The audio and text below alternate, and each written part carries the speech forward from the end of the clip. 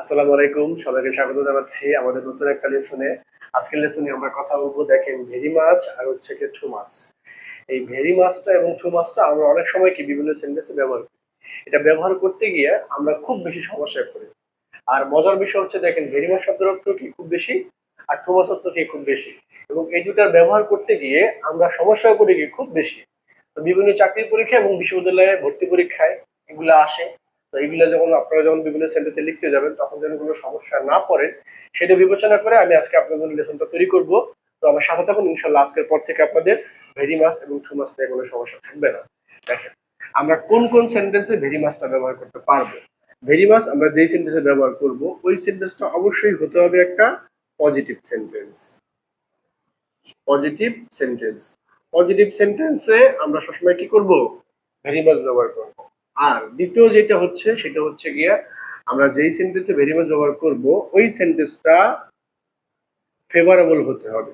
Favourable হতে হবে মানে অনুকূলে থাকতে হবে। যদি অনুকূলে থাকে, যদি কোনো ফেভারেবল সেন্টেন্স থাকে, তাহলে সেক্ষেত্রে কি বসবে? ভেরি মাছ। আর তৃতীয় যেটা, সেটা হচ্ছে গিয়া, এখান থেকে যে সাবজেক্ট থাকবে, সে যেন কোনো উপকার পায় বা বেনিফিট পায়, বা ওই সেন্টেন্সটা যেন কোনো ইউজফুল কোনো বিষয় নিয়ে কথা বলে। তো ওইটা হচ্ছে কি, ওই ক্ষেত্রে বলবে কি আমাদের ভেরি মাছ। এখন আমরা দেখি টু মাছ কোথায় বলবে। দেখ, আমরা যেই সেন্টেন্সে টু মাছ বসাবো, ওই সেন্টেন্সটা অবশ্যই একটা নেগেটিভ সেন্টেন্স হতে হবে। Negative sentence.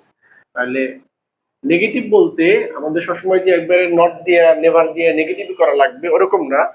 ওই সেন্টেন্সের ফলাফলটা নেতিবাচক হবে। যেমন ধরেন, আমি বললাম যে I eat two much sugar, আমি কি বেশি চিনি খাই। এখন চিনি বেশি খাওয়া কি ভালো স্বাস্থ্যের জন্য? ভালো না। সেন্টেন্সটা কিন্তু সরাসরি নেগেটিভ না, কিন্তু কি এটার ফলাফলটা কি আমার জন্য ক্ষতিকর, ওই জন্য কি ওখানে টু মাচ বসবে। তারপরে দ্বিতীয় কথা হচ্ছে, আমরা যে সেন্টেন্সে টু মাচ বসাবো, সেই সেন্টেন্সটা হতে হবে একটা প্রবলেমেটিক সেন্টেন্স। প্রবলেমেটিক প্রবলেমেটিক একটা সেন্টেন্স হতে হবে, মানে সমস্যাপূর্ণ, ঝামেলাপূর্ণ। হ্যাঁ, যেমন রাস্তায় প্রচুর ট্রাফিক আছে, রাস্তায় প্রচুর জ্যাম আছে, এগুলো কি সমস্যাপূর্ণ সেন্টেন্স। ওইগুলো সেন্টেন্স আমরা কি বসাবো? টু মাচ বসাবো। তো আমরা এখন এইটা কোথায়, কোন সেন্টেন্সে আমরা ভেরি মাচ এবং কোন সেন্টেন্স গুলোতে আমরা টু মাচ ব্যবহার করবো, সেটা আমরা শিখলাম। এখন আমরা দেখবো একবারে কতগুলো এক্সাম্পল দিয়ে কোন সেন্টেন্সে ভেরি মাচ বসে এবং কোন সেন্টেন্সে টু মাচ বসে। এখন আমরা এই 10টা সেন্টেন্স এখানে লিখেছি।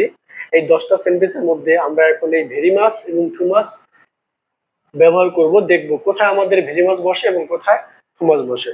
তো আমরা আবার একটু মনে করে দিই যে আমাদের ভেরি মাছ কোথায় বসবে, অবশ্যই কি পজিটিভ সেন্টেন্সে, এবং হচ্ছে গিয়ে ফেভারেবল সেন্টেন্সে। সেন্টেন্স যদি আমার ফেভারে থাকে, আমার অনুকূলে থাকে, বা আমি যদি পছন্দ করি, সেক্ষেত্রে বসবে ভেরি মাছ।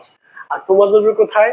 নেগেটিভ সেন্টেন্সে, এবং হচ্ছে গিয়ে কি যদি সেন্টেন্সটা প্রবলেমেটিক কোনো ইস্যু নিয়ে কথা বলে, বা কোনো ট্রাবল নিয়ে, বা সাবজেক্টের সমস্যা পড়ছে, সেক্ষেত্রে বসবে কি আমাদের টু মাচ। এখন দেখেন, তাহলে আমরা একটু লেখার চেষ্টা করি। দেখেন, বললাম যে এক নাম্বারটা, যে I dash appreciate your help, আমি তোমার উপকারকে কি করি? অ্যাপ্রিসিয়েট করি, প্রশংসা করি। দেখেন, আমাদের এখানে কি ওয়ার্ড হচ্ছে গিয়ে কি? অ্যাপ্রিসিয়েট, প্রশংসা করি। তার মানে কি, প্রথম কথা এটা একটা পজিটিভ সেন্টেন্স। দ্বিতীয় কথা, এটা কি আমার ফেভারে আছে, কারণ সে আমার উপকার করছে, আমি ফেভার পেয়েছে দেখেই কি তাকে প্রশংসা করতেছি। তাই আমার এখানে কি হবে? এখানে হবে ভেরি মাচ। হ্যাঁ, এখানে হবে ভেরি মাচ। তাহলে আমরা দ্বিতীয় সেন্টেন্সটা দেখি। দেখেন, I dash love my teaching job. প্রথম কথা হচ্ছে, দেখেন, আমি আমার টিচিং জবটাকে কি পছন্দ করি, এটা কি অবশ্যই একটা পজিটিভ সেন্টেন্স। হ্যাঁ, আর দ্বিতীয় কথা, আমি আমার টিচিং জবটা হচ্ছে গিয়ে ফেভারে আছে দেখেই তো আমি কি এটাকে পছন্দ করি। তাহলে দেখেন, আমার এখানে কি ওয়ার্ড হচ্ছে গিয়ে লাভ, পছন্দ করি। তাহলে এখানে কি হবে আমাদের? Very much. আশা করি আপনারা সবাই বুঝে যাচ্ছেন খুব সহজেই। তারপরে দেখেন, হি ইটস ড্যাশ সুগার, সে খায়, চিনি খায়। এখন দেখেন, আপনি যদি বলেন ভেরি মাচ সুগার, সে যদি ভেরি মাচ সুগার খায়, অনেক বেশি চিনি খায়, তাহলে চিনি বেশি খাওয়া কি ভালো? চিনি বেশি খাওয়া তো কি আমাদের স্বাস্থ্যের জন্য ভালো না। সেই জন্য আমার এখানে কি হবে? সেন্টেন্সটা কি, এটা মনে হচ্ছে কি পজিটিভ, কিন্তু সেন্টেন্সটা কি আমার জন্য, এটার ফলাফলটা কি আমার জন্য নেতিবাচক। আর আমার এখানে কি লিখবো? Too much. তাহলে he it's too much sugar, সে কি অনেক চিনি খায়, চিনি খাওয়ার সমস্যা। পরে দেখেন, I dash look forward to sing him, তাহলে আমি তাকে দেখার ইচ্ছা পোষণ করি। তাহলে সেন্টেন্সটা কি পজিটিভ সেন্টেন্স, যেহেতু পজিটিভ সেন্টেন্স সেহেতু কি বসবে? ভেরি মাছ বসবে। হ্যাঁ, very much, I very much. আচ্ছা, আমি একটু পরিষ্কার করে লিখি, I very much look forward to sing him. যেহেতু আমি তাকে দেখতে চাচ্ছি, তার মানে ফেভার, সে আমার ফেভারে আছে, তাই আমি তাকে দেখতে চাচ্ছি। এটা পজিটিভ সেন্টেন্স, সেজন্য কি ভেরি মাছ বসেছে। There is dash noise in the class. তাহলে এখানে দেখেন আমার কি ওয়ার্ড হচ্ছে নয়েজ। নয়েজ হচ্ছে কি কি ওয়ার্ড, নয়েজ মানে ক্লাসে অনেক গোলমাল হচ্ছে। তার মানে কি এটা একটা প্রবলেম, এটা কি একটা সমস্যা। যেহেতু এটা সমস্যা, সেহেতু এখানে কি বসবে, আবারও কি বসবে, এখানে টু মাছ বসবে। টু মাছ, তাহলে there is too much noise in the class. ক্লাসে অনেক গোলমাল হচ্ছে, ক্লাসে অনেক কোলাহল হচ্ছে। তাই কোলাহল হওয়ার কি অবশ্যই একটা সমস্যা। 6 নম্বর সেন্টেন্সটা দেখেন, $80 is dash for a glass of water.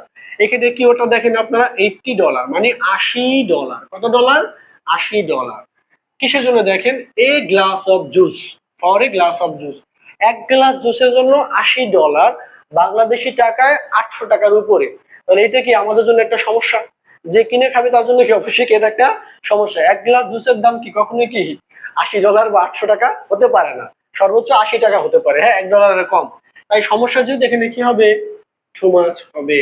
হ্যাঁ, তো আশা করি আপনারা বুঝতে পারতেছেন খুব সহজেই। 7 দেখেন, there is dash traffic on the road. রাস্তায় কি আছে, ট্রাফিক আছে। আপনি এখানে কি টু মাছ দিবেন না ভেরি দিবেন? তো রাস্তায় ট্রাফিক থাকা, এই যে বেশি বেশি ট্রাফিক থাকা, এটা কি আপনার জন্য কি একটা প্রবলেম, এটা কি একটা সমস্যা। রাস্তায় বেশি ট্রাফিক থাকলে কি হবে, রাস্তা জ্যাম হবে, যাতায়াতে সমস্যা হবে, এই জন্য কি প্রবলেম। প্রবলেম হইলে কি হবে, মনে আছে, প্রবলেমেটিক হবে কি এখানে, টু মাছ। আচ্ছা, বেশ, আপনারা পারতেছেন আশা করি ইনশাল্লাহ। তারপরে দেখেন, she is dash confident in herself. প্রথম কথা, সেন্টেন্সটা কি সেন্টেন্স, এটা একটা পজিটিভ সেন্টেন্স। এটা কি তার ফেভারে আছে নাকি নাই, দেখেন, he is confident in herself, সে তার ফেভারে আছে বিধায়ী তো সে কনফিডেন্ট।